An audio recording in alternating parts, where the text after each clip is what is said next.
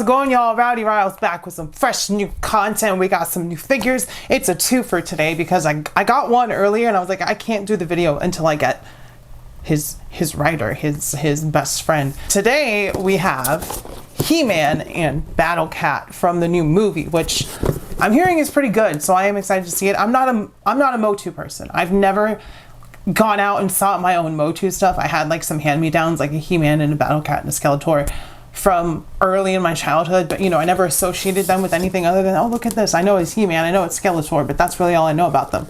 But these guys are in 6.5 inch scale from Mattel, and Mattel is the guys that, well, not the guys, the company that picked up the DC license once again, because they used to have it. So I'm hoping that these figures, these 6.5 inch scale, which is Marvel Legends scale, we're going to do lots of comparisons and all that. I'm hoping that these figures, when they get DC, will be like an indication of what those are going to be. So with all that being said, let's get into the video.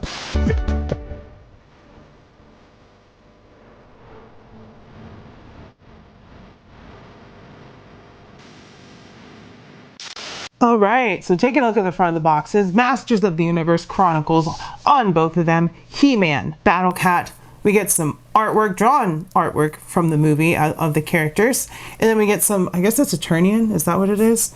Script there on the side. It says deluxe articulation on both of them down at the corner. There are the sides on the He-Man box that's got Skeletor. The artwork from Battle Cat is continued on Battle Cat's box. And then of course on the back, we get a description. We get He-Man, Battle Cat once again. For He-Man, He-Man, most powerful man in the universe. After uncovering the power sword, Prince Adam transforms into He-Man, the most powerful man in the universe. The champion of Grayskull returns to Eternia to free his people from the evil clutches of Skeletor. We get some shots of the figure. The rest of the wave down here, Man-at-Arms and Triclops, are the next two figures in the wave one, and then we also have Skeletor. I don't know why he's not on here. Battle Cat, Fighting Tiger. Cringer may look like Prince Adam's pet, but once He-Man raised the Sword of Power and calls upon the power of Grayskull, Cringer transforms into mighty Battle Cat. As He-Man's loyal friend and steed, he charges into battle against Skeletor alongside the Masters of the Universe. A couple of shots of Battle Cat there, along with those three figures once again. Here is the artwork on the open sides of the box. Tops, bottoms, haha. And with all that being said, by the power of Grayskull, let's get these figures open!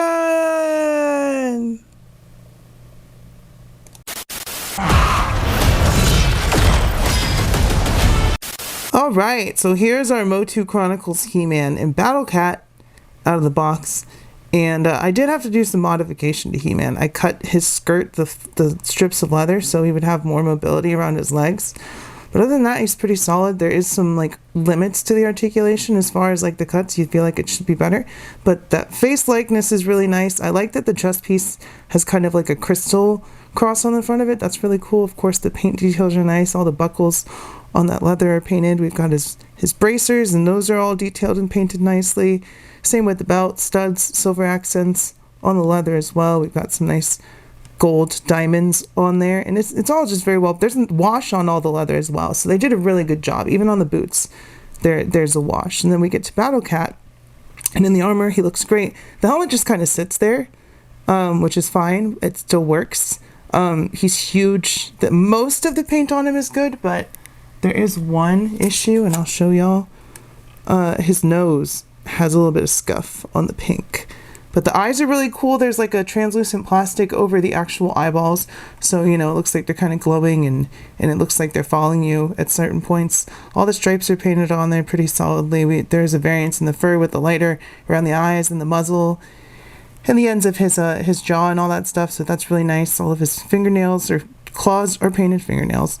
All his claws are painted a nice dark black color, and yeah, he's rightfully intimidating. Very, very nice. There are some cool features I'll get into, but they don't work properly, so there's some like deduction points there. So it's like, yeah, you're doing some cool stuff, just make sure the execution works properly, because yeah, one of the features is really fun, but I feel like it should have been like better thought out as far as how it goes, but you'll see that. And of course the tail is articulated, not a bendy wire. That would have been really nice, but I wanted to do a review of the two of them together, obviously, because you know, He-Man and Battle Cat goes together like peanut butter and jelly. I was gonna get Skeletor first, but I was like, no, He-Man needs the Battle Cat. So I had a gift card, so I got He-Man covered by that. And then Battle Cat, I had to pay like $8 because I think it's $42.99, which is pretty expensive, but the size, you know, he's huge. And I wanted He-Man and Battle Cat. I wanted to try out Mattel because I really don't have any Mattel stuff. I believe this is the first like Mattel stuff in my collection, give or take a few random things that I've had over the years. But I really do like these figures, and I think they did a great job with some minor complaints, but hopefully they iron them all out before we get the DC stuff. I saw like the scale of that Robin in a Dan Who video, the kids version Robin, and he scales perfectly with Legends. So I know they're going to keep that scale for like the adult collector stuff and just add more articulation. So I'm here for it. All right, so checking out their height, He-Man stands about 6 3/4 inches, so just under 7, and Battle Cat is 5.5 inches tall to the top of his head, and he is about, how long is he? About 6.5, almost. Wait, no, that's 9. He's about 9 inches long. All right, so going over, what do we do first? First, we're going to talk about Battle Cat. So I talked about some things that were really cool that maybe were executed poorly. The first thing I want to talk about for articulation on Battle Cat is, so the fangs pop up so that he can look not like he's not angry or baring his teeth, and then they come down. But the problem is they don't really stay up. It's kind of just on this little flap that I feel like should have more resistance to it so that you can, you know, pose those. But, you know, it changes his look completely. So it sucks you can't do, because there he's like smiling. There he's angry. And then, you know, mouth closes. The head. All right, oh no, I'm knocking things over. The head has a nice range of movement. You can spin it all the way around if you want to. Maybe not the most movement, but it does have a decent amount. Zoom out here. The legs come out about that far, but they do fully extend, which is very nice. And the paws are also on a hinge. Full rotation for the most, well, not full. Sculpt does get in the way. The torso articulation, very smooth, very nice. You can have, you know, like the kitty's getting petted and he's got his butt up in the air, his tail up. And back legs as well, fully outstretched. Hinges on the paws, and the tail is on a ball peg, fully rotational.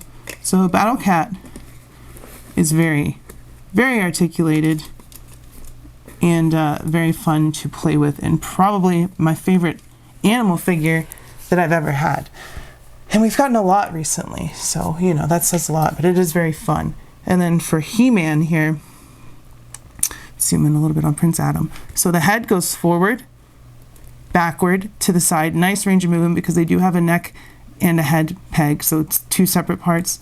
So he can do all kinds of movements. Shoulders come up about 90 degrees. The butterfly joints are a little weak there. Bicep cut, pinless double arms or elbows, which don't really, they come in over 90, but they're limited by the sculpt. We do have a ball peg for the wrist, so it's a floating ball peg, and you just push the hands on there. The torso, this is interesting. You know, it's good that they added this backward and forward, because we do have an upper and a lower ball peg, but that lower ball peg, you can kind of see the peg in there, like it doesn't sit deep enough. So that's a minor gripe, and you can't position this up like it's kind of glued there. Like I said, I did cut these flaps so that we get more range of movement on the legs. There's no thigh cut, but decent amount forward or drop down to the side. Butt kicking action, yes. Boot swivel as well, so that's nice. So very impressive for their first foray into 6.5 inch, more realistic looking figures. For the accessories, so He-Man has 3 things. We've got the Sword of Power here, which pretty plain other than the handle being painted, which is nice. Let me zoom in there for y'all. So it looks like the Sword of Power. No debating that. And then we get 2 fists and 2 weapon holding hands, so you can, you know, put the sword in either hand or have him holding it with both hands, and also punching people. And like I said, those are on a floating ball peg, so there's no peg in the wrist. It's on the actual body. In fact, I'll show y'all. Oh, there you go. Wow, I messed up my nail polish. Always doing that, so it just swaps out very easily. And then his sword slides into the back. And that is He-Man's accessories. So not a whole lot for the price, but this is, again, Mattel's first movie figure line in this scale. So I'd say you get enough for the price. Like, that's average as far as the figure price and what you get in a package for that price at this point. And the Battle Cat comes with just the 2 pieces of armor. Like I said, this just sits over his head like that, just a little bit. And then this straps on, and I would do it on camera, but it's a little tedious. It's not hard, but I can show you how it works. You just put those through the loop under there and pull that through, and then you peg it in. And that's the same for the front, because it sits like this on top of Battle Cat. And yeah, that is it for the accessories. So not a whole lot.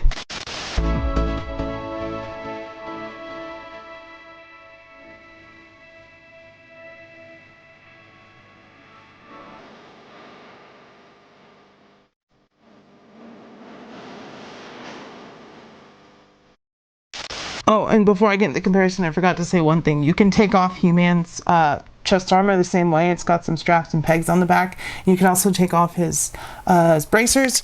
I took a picture with Kazar and He-Man with the pieces swapped, so I'll just put that up on the screen rather than take it off again really quick. But yeah. Okay, so first up for scale and comparison, here they are with a bunch of other cats in descending size. So we've got Battle Cat, a Displacer Beast, we've got Zabu, we've got 2 regular cats, we've got Luna from Sailor Moon, and then we've got Shampoo from Rama 1/2. So those are all the cats that I have, I believe, other than Chewie, which is on the same body as this black cat right here, so I don't need to grab that one. But yeah, those are a bunch of cats. Here they are with just Zabu and Kazar, so you can see they scale perfectly together. So Marvel Legends and this He-Man stuff scales 100% perfectly. Here they are next to Conan and Red Sonja for some more barbarian love. Next to a T-Rex, so you can see how big Battle Cat actually is. With Jada Toys Sagat and Jada Toys Blanca. Wait, I do have another Mattel figure, Rhea Ripley, and like this is why I feel like sometimes the WWE stuff is not the same scale as other WWE stuff, because Rhea Ripley is like supposed to be she's 5'10", right? And I'm assuming He-Man is like 6'2", something like that. So this scales pretty perfectly actually. So I would consider this Rhea Ripley, even though like the scale of the line is 1/10, I would consider her to be like a 6.5 inch Rhea Ripley, because that's perfect, in my opinion. And then lastly, with Mythic Legion's Beluilith and Zesseray Studios Gold Hilder. I think y'all get it.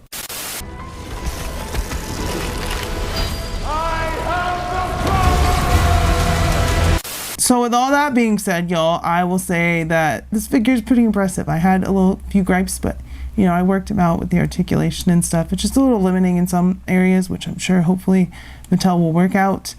I'm sure a lot of that DC stuff is already heavily in production, but you know, this is something I've been waiting for. I never had any He-Man stuff, no MOTU in my collection, and now we have a He-Man and a Battle Cat, and they're great. They're in my scale that I collect. That was the main reason I never got any He-Man stuff. So I love to see that. Battle Cat's great, huge furry kitty cat. You know, I love that. I love cats.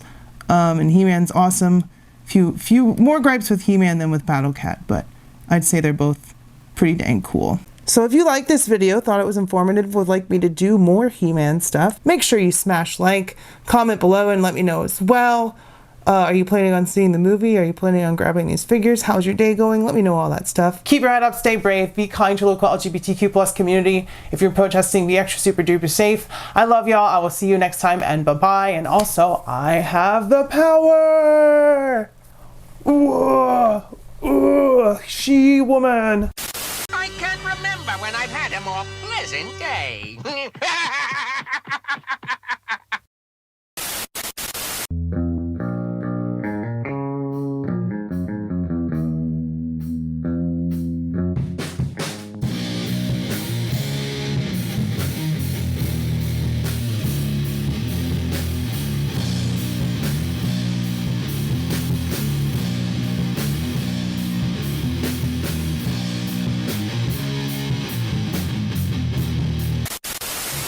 return to... Found a mythical Walmart end cap. Ah, Morty, you're still watching this crap, isn't this? To review figures and toys and stuff, aren't you a little old for toys? Ah, geez, Rick, you know, I don't think you should call her a bitch, and I kinda like her videos, so maybe you should shut the up. Q, Morty. Q.